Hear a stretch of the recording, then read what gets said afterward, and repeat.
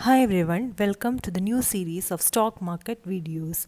Today we are going to discuss what inflation is and the effects of inflation. Inflation is simply the rise in prices of goods and services as we all know.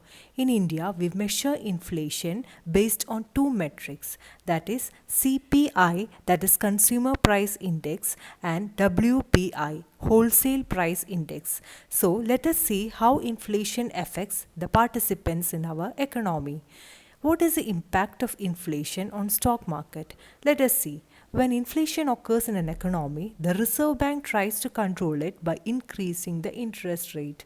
As the interest rate increases, debt instruments become more attractive to the investors. They get a higher return and that too at a lower risk. Thus, more of the investment shift from equities into debt market.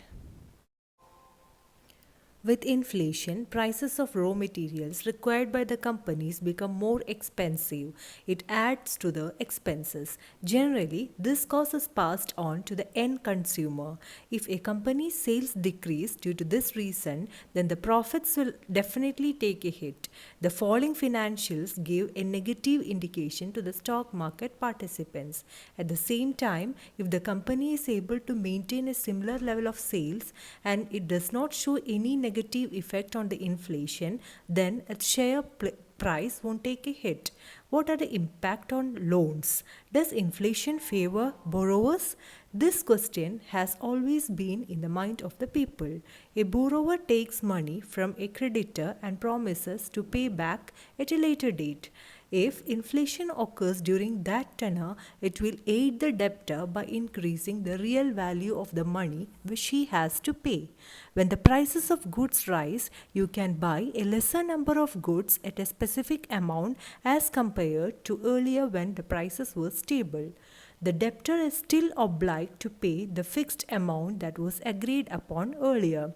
Thus, the real value of money that the debtor is paying back is less as the creditor will be able to buy less number of goods.